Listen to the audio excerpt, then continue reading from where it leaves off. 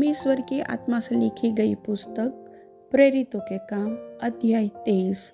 पौलुस ने महासभा की ओर टकटकी लगाकर देखा और कहा, हे भाइयों, मैंने आज तक परमेश्वर के लिए बिल्कुल सच्चे विवेक से जीवन बिताया है। इस पर हनानिया महायाजक ने उनको जो उसके पास खड़े थे के मुंह पर थप्पड़ मारने की आज्ञा दी। तब पौलुस ने उससे कहा, हे चुना फिरी हुई भीत, परमेश्वर तुझे मारेगा। तो व्यवस्था के अनुसार मेरा न्याय करने को बैठा है और फिर क्या व्यवस्था के विरुद्ध मुझे मारने की आज्ञा देता है?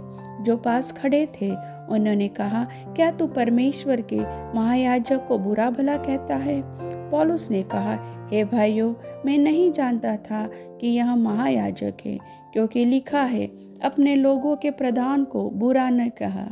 तब पौलुस ने यह जानकर कि एक दल सदुकियों और दूसरा फरीसियों का है, सभा में पुकार कर कहा, हे भाइयों, मैं फरीसी और फरीसियों के वंश का हूँ। मरे हुओं की आशा और पुनरुत्थान के विषय में मेरा मुकदमा हो रहा है।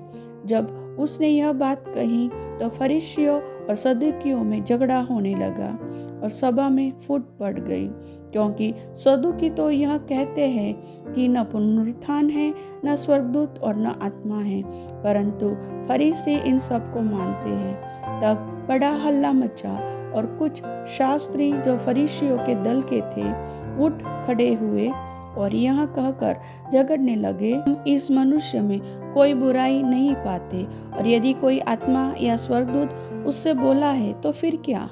जब बहुत झगड़ा हुआ तो पलटन के सरदार ने इस डर से कि वे पौलुस के टुकड़े टुकड़े न कर डाले, पलटन को आज्ञा दी कि उतरकर उसको उनके बीच में से जबरदस्ती निकाले और गढ़ में ले जाए। उसी रात प्रभु ने उसके पास खड़े होकर कहा, हे पौलुस, ढाढ़स बांध, क्योंकि जैसे तूने यरूशलेम में मेरी गवाही दी, वैसे ही तुझे रोम में भी गवाही देनी होगी। जब दिन हुआ तो यहूदियों ने षड्यंत्र रचा और शपथ खाई कि जब तक हम पौलुस को मार न डाले तब तक खाए या पिए तो हम पर धिक्कार। जिन्होंने आपस में यह शपथ खाई थी वे 40 जन से अधिक थे। उन्होंने प्रधान याजकों और पुरनियों के पास जाकर कहा, हमने यह ठान लिया है कि जब तक हम पौलुस को मार न डाले तब तक यदि कुछ चखे भी तो हम पर धिक्कार है। इसलिए अब महासभा समेत पलटन के सरदार को समझाओ कि उसे तुम्हारे पास ले आए, मानो कि तुम उसके विषय में और भी ठीक से जांच करना चाहते हो, और हम उसके पहुंचने से पहले ही उसे मार डालने के लिए तैयार रहेंगे। पौलुस के भांजे ने सुना कि वे उसकी घात में हैं, तो गढ़ में जाकर पौलुस को संदेश दिया। पौलुस ने सूबेदार में से एक को अपने पास बुलाकर कहा, इस जवान को पलटन के सरदार के पास ले जाओ, यह उससे कुछ कहना चाहता है। इसलिए उसने उसको पलटन के सरदार के पास ले जाकर कहा, पौलुस ने मुझे बुलाकर विनती की कि यह जवान पलटन के सरदार से कुछ कहना चाहता है, इसे उसके पास ले जा। पलटन के सरदार ने उसका हाथ पकड़कर और अलग ले जाकर पूछा, तो मुझसे क्या कहना चाहता है? उसने कहा, यहूदियों ने षड्यंत्र रचा है कि तुझसे विनती करे कि कल पौलुस को महासभा में लाए, मानो वे और ठीक से उसकी जांच करना चाहते हैं, परंतु उनकी मत मानना, क्योंकि उनमें से 40 के ऊपर मनुष्य उसकी घात में है, जिन्होंने यह ठान लिया है कि जब तक वे पौलुस को मार न डाले तब तक न खाएंगे और न पिएंगे, और अब वे तैयार है और तेरे वचन की प्रतीक्षा कर रहे हैं।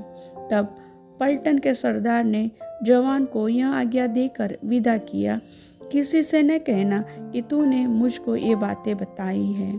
तब उसने दारों को बुलाकर कहा, 200 सैनिक, 70 सवार और 200 भालित पहर रात बीते केसरिया को जाने के लिए तैयार कर रखो, और पौलुस की सवारी के लिए घोड़े तैयार रखो कि उसे फेलिक्स हाकिम के पास कुशल से पहुंचा दे। उसने इस प्रकार की चिट्ठी भी लिखी, महामहिम फेलिक्स, हाकिम को क्लौदियुस लूसियस का नमस्कार। इस मनुष्य को यहूदियों ने पकड़कर मार डालना चाहा, परंतु जब मैंने जाना कि रोमी हैं तो पलटन लेकर छुड़ा लाया। मैं जानना चाहता था कि वे उस पर किस कारण दोष लगाते हैं, इसलिए उसे उनकी सभा में ले गया। तब मैंने जान लिया कि वे अपनी व्यवस्था के विवादों के विषय में उस पर दोष लगाते हैं, तो मार डाले जाने या बांधे जाने के योग्य उसमें कोई दोष नहीं। जब मुझे बताया गया कि वे इस मनुष्य के घात में लगे हैं, तो मैंने तुरंत उसको तेरे पास भेज दिया और मुद्दइयों को भी आज्ञा दी कि तेरे सामने उस पर नालिश करे। अतः जैसी सैनिकों को आज्ञा दी गई थी, वैसे ही वे पौलुस को लेकर रातों रात अंतिपत्रिस में आए। दूसरे दिन वे सवारों को उसके साथ जाने के लिए छोड़कर आप गढ़ को लौटे। उन्होंने कैसरिया पहुंचकर हाकिम को चिट्ठी दी और पौलुस को भी उसके सामने खड़ा किया। उसने चिट्ठी पढ़कर पूछा, यह किस प्रांत का है? और जब जान लिया कि किलिकिया का है, तो उससे कहा, जब तेरे मुद्दई भी आएंगे तो मैं तेरा मुकदमा करूँगा। और उसने उसे हेरोदेस के किले में पहरे में रखने की आज्ञा दी। परमेश्वर वचन के सुनने वाले को आशीष दे। आमीन।